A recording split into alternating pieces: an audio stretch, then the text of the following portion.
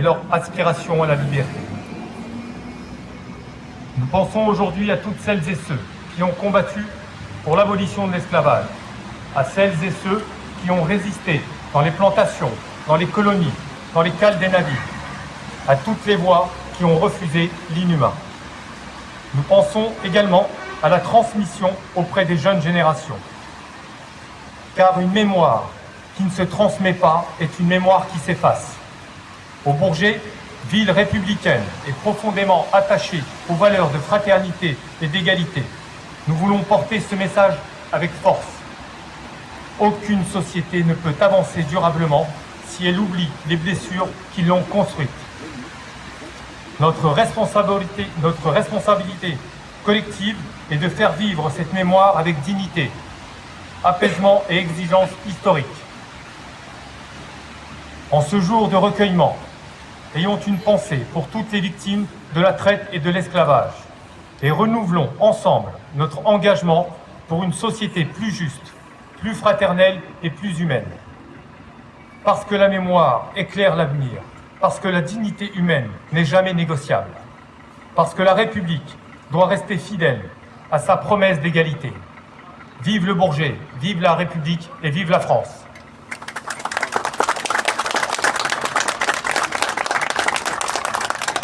Je vais passer maintenant la parole à Jeanne pour le discours qu'elle a préparé pour cette cérémonie très importante pour la République.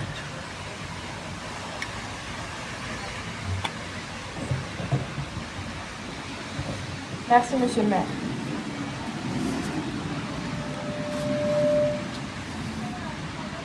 Chers Bourgetines, chers Bourgetins, chers élus,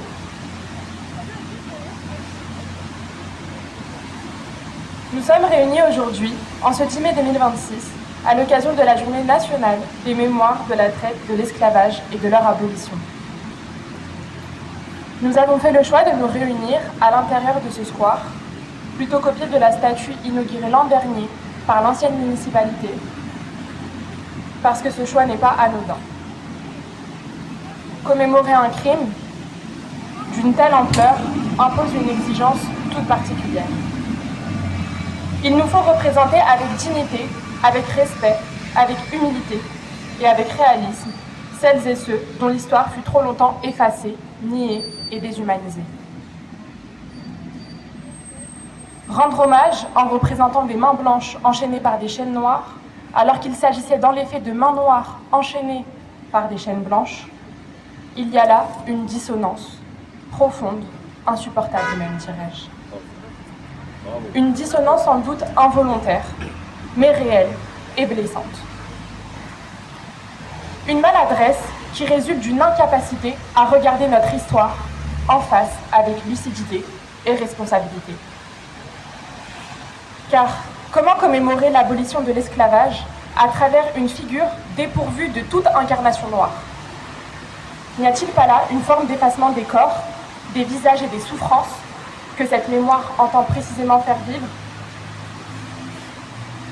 L'histoire a parfois ses exigences que l'esthétique seule ne peut suffire à porter.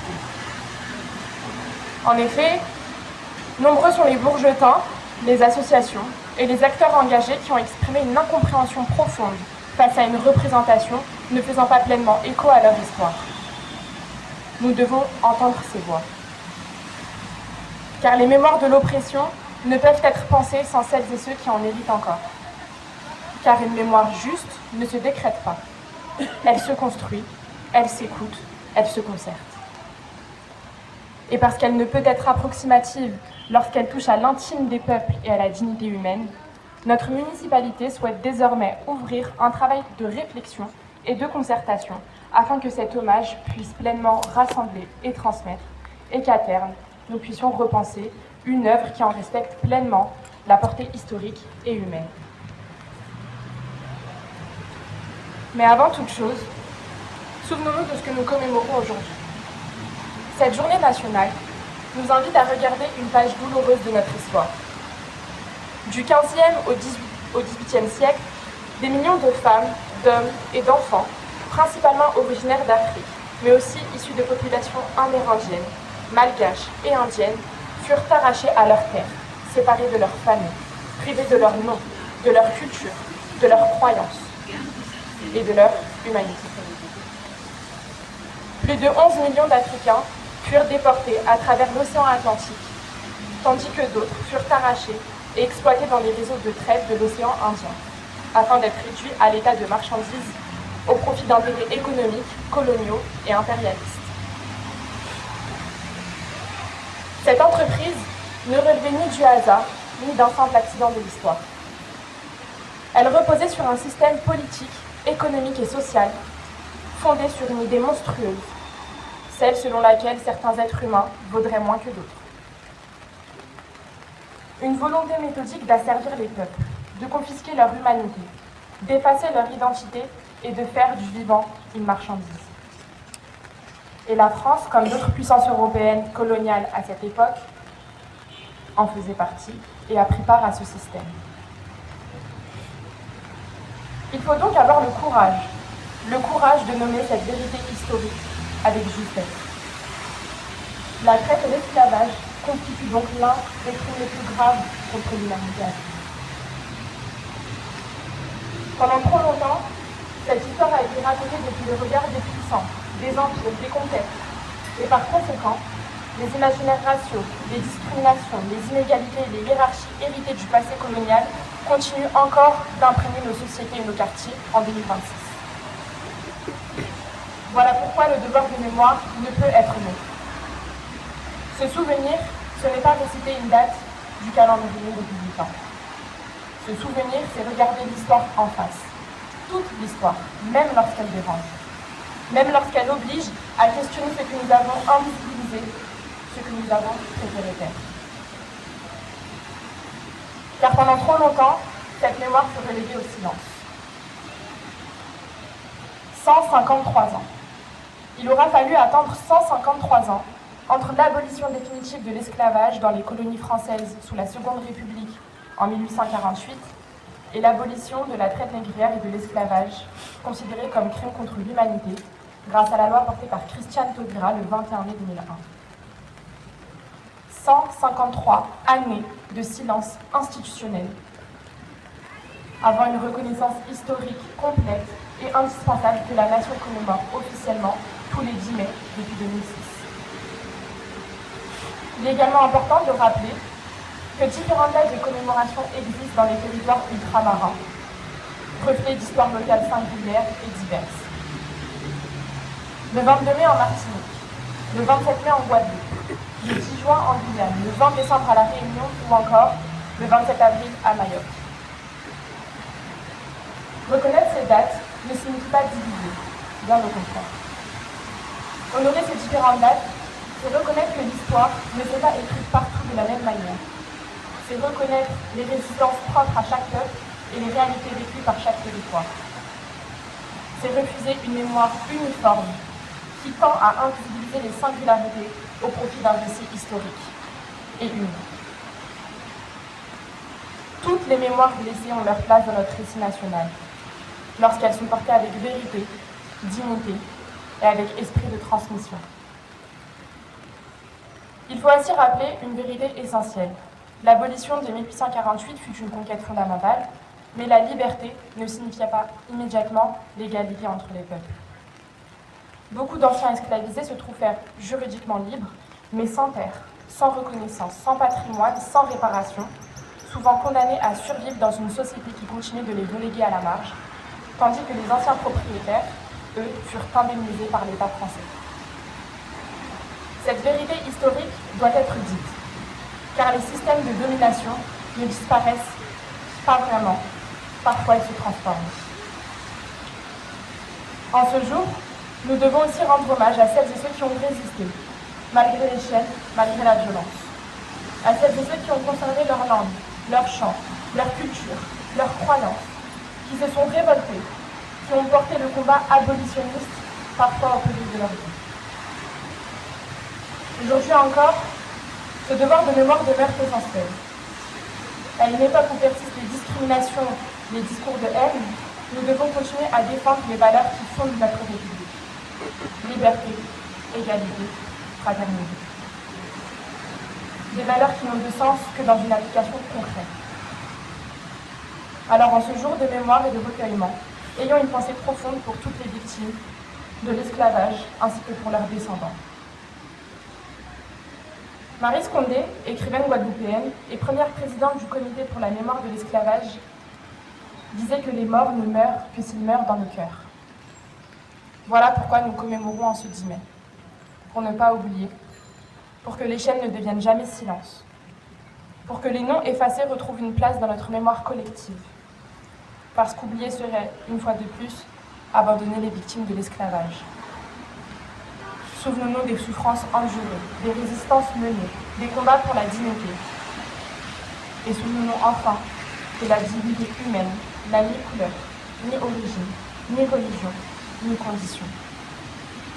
Elle est universelle, elle est indivisible, et elle doit être défendue, toujours, en tout temps et en tout lieu. Je vous remercie.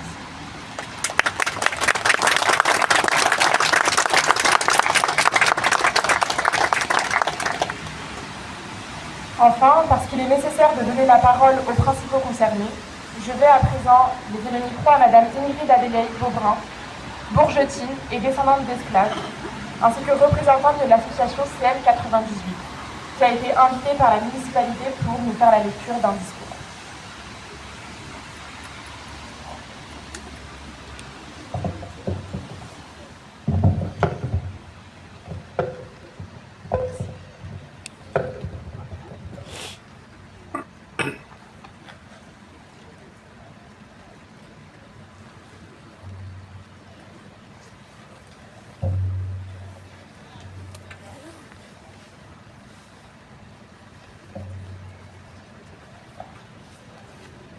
Bonjour à toutes, bonjour à tous. Alors, tout d'abord, je remercie Monsieur le maire, Jian, les membres du conseil municipal, sans oublier les enfants, et merci à tous pour votre présence. Merci de permettre ce moment, cet hommage. Alors, tout d'abord, je vais me présenter. Donc Ingrid Adélaïde Beaubrun, descendante d'esclaves et membre de l'association CN 98. Alors si je suis là aujourd'hui, c'est surtout pour rendre hommage à mes aïeux qui me permettent aujourd'hui d'être une femme libre. Avant de vous raconter une partie de mon histoire, il me paraît important de vous dire qui est le CM 98, qui est cette association. On va commencer par un contexte. L'esclavage a duré 213 ans environ. Il a débuté en Guadeloupe. À cette époque, l'humain est considéré comme un bien meuble, à matricule. La traite transatlantique est la plus ancrée dans la mémoire collective. Comme le disait le célèbre écrivain martiniquais Aimé Césaire, un peuple sans mémoire est un peuple sans avenir. Faire mémoire du passé, c'est d'abord redonner cette dignité à nos aïeux et les réhabiliter, non seulement comme des victimes de ce système, mais c'est aussi mettre en exergue des êtres de courage, de résistance, de culture et de transmission. Ce devoir de mémoire, c'est justement le rôle du comité Marche 98, dont le président Emmanuel Gordien s'excuse pour son absence aujourd'hui, puisqu'en cette période de mois de mai, une période commémorative, il est amené à intervenir dans de multiples événements. Le comité Marche 98 a été créé sous feu Lionel Jospin, sans faire de politique. Lionel Jospin qui voulait à l'époque absolument honorer la mémoire des abolitionnistes à l'occasion du 150e anniversaire de l'abolition de l'esclavage dans les colonies françaises, comme l'a évoqué tout à l'heure Gian. Le problème fut qu'à l'époque, il fut donné comme mot d'ordre « Tous nés en 1848 ». Donc vous imaginez, tous nés en 1848, est-ce que cela signifie que pour nous, descendants, la vie commençait pour nous en 1848 ? À cela, le CN 99 a dit non. Non, mais le CN 99 a permis, grâce à des recherches généalogiques, à des milliers de descendants de remonter plus loin, jusqu'à 2, 3, voire 6 générations, tel que c'est le cas pour le président du CN 98. Le CM 98 a permis de retrouver 225 000 aïeux à date. Je reviens au 150e anniversaire. 150e anniversaire de l'abolition de l'esclavage, pour lequel le CM 98 a organisé la première marche silencieuse réunissant 40 000 personnes de République à Nation et la signature de 10 000 pétitions environ. En hommage à nos aïeux, le 23 mai 98, mais aussi pour dire non au concept de tous nés en 1848 et en faveur de la reconnaissance de l'esclavage comme crime contre l'humanité, le CM 98 a agi. C'est d'ailleurs ce mouvement qui est à l'origine de la loi Taubira, reconnaissant la traite négrière et l'esclavage colonial comme crime contre l'humanité. L'association CM 98 a 3 objectifs. Le premier, retrouver nos parents qui ont été mis en esclavage, autant que faire soit peu, par le biais d'ateliers généalogiques et notamment de bases de données, d'accès aux archives, etc. Le deuxième objectif est celui de comprendre notre histoire à tous, et pas uniquement celle de l'histoire des afro-descendants, parce que nous sommes tous concernés. À l'époque, savez-vous que la canne à sucre était considérée comme l'or noir? Enfin, le troisième objectif est celui d'honorer nos aïeux. Et c'est ce que fait le CM 98, en ayant permis à pas mal de villes, pas mal de régions parisiennes d'avoir des stèles, des mémoriums, etc. Et prochainement, une collaboration est prévue avec la ville du Bourget, que je remercie. Maintenant, revenons à mon histoire. Alors, je vais commencer avec 2 chiffres et une date clé. 65, 3777 et 17 avril 1849.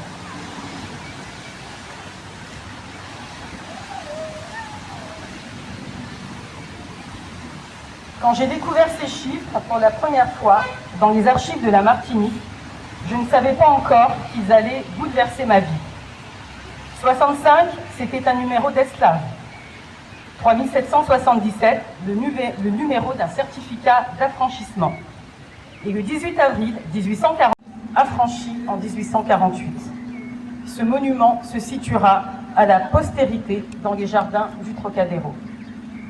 Ces personnes qui jusqu'alors étaient considérées comme des biens, demain leur nom sera gravé dans la pierre au cœur de la République. Ce passage du silence à la reconnaissance est immense. Avant de finir, sachez qu'il y a une autre chose importante que cette cérémonie m'a apprise. Récemment, une de mes meilleures amies, qui est blanche et française de souche, a découvert que certains de ses ancêtres avaient été des maîtres esclavagistes. Quand elle me l'a annoncé, elle était bouleversée, elle avait honte, elle était gênée. Et savez-vous ce qui m'a frappée? C'est que finalement, moi, descendante d'esclaves, et elle, descendante de probables maîtres, nous étions simplement 2 amis à essayer de comprendre notre histoire commune. Ce que je retiens, aucun de nous n'est responsable des actes de ses ancêtres. Nous n'héritons pas de leur culpabilité. En revanche, nous héritons tous d'une responsabilité qui est celle de regarder l'histoire en face avec honnêteté, humanité et courage. Et je crois profondément que la mémoire ne doit pas être une arme qui sépare, elle doit être une lumière. Une lumière pour comprendre d'où nous venons, une lumière pour transmettre aux enfants, une lumière pour éviter que certains drames ne recommencent. Alors aujourd'hui, je prononce le nom de Lucienne Calmeau. Je ne parle pas seulement de mon arrière-grand-mère. Je parle de toutes celles et ceux dont les noms et l'histoire nécessitent d'être connus. Et je crois qu'au fond, commémorer l'abolition de l'esclavage, ce n'est pas seulement regarder le passé. C'est décider ensemble quel avenir nous voulons construire. Donc pour tous les afro-descendants du Bourget, je vous invite à vous rapprocher de moi, à vous rapprocher du CM 98, à vous rapprocher de la municipalité, de Gial, parce qu'il est encore temps pour retrouver vos ancêtres et pour avoir leur nom inscrit dans la pierre le 23 mai 2027. Merci.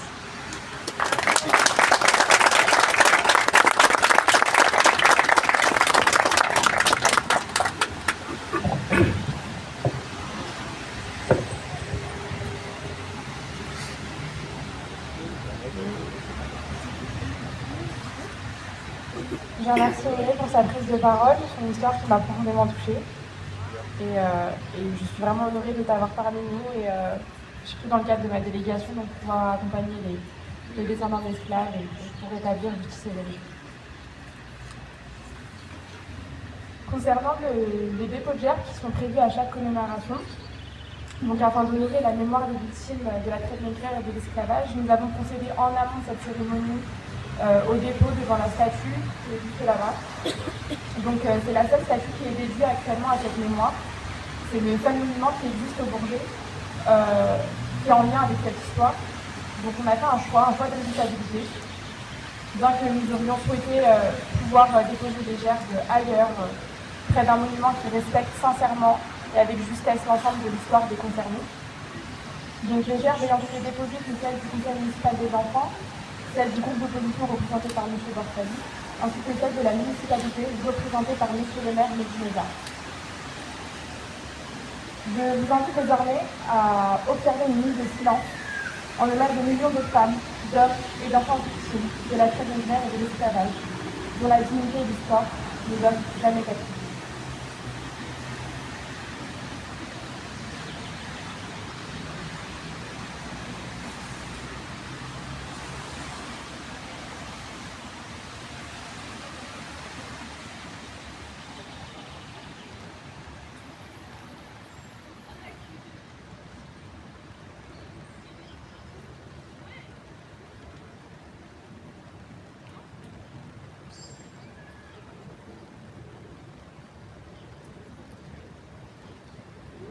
Je vous remercie. Avant de conclure cette cérémonie, je tiens à adresser mes sincères remerciements aux personnes présentes, aux Bourgetines, aux Bourgetins, mais également aux enfants, à mes collègues élus du Bourget, à ma famille, à mes amis qui sont présents. Également merci aux Bourgetines, Bourgetins d'être venus partager ces moments de recueillement et de transmission. Et enfin, merci au service communication, au service logistique et technique, pour leur présence et pour leur précieuse contribution à l'organisation de cette cérémonie et de toutes les autres.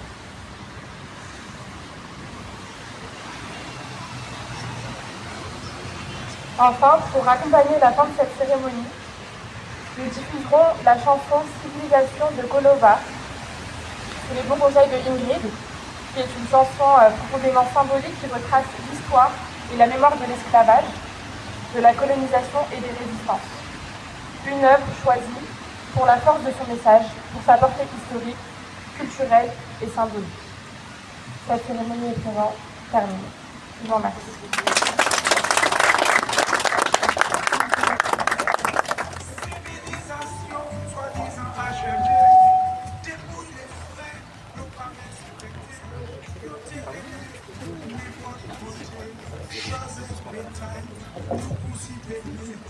Malgré tout ça, nous résistons.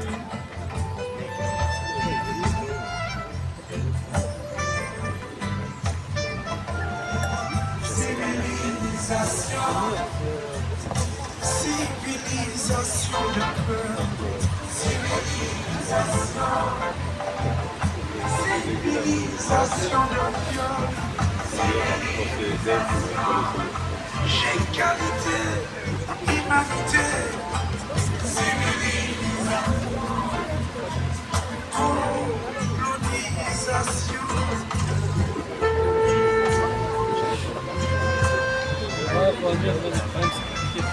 1848 est un chai volonté, de plus en plus par vous d'enquête solide, en face pour nous, qui la vache malgré les viols et puis les combatiers, les traités de monde, et Dieu les enseignes, yo savent qui, liberté sacrée, vous pouvez pas gagner, si ouais vous perdez.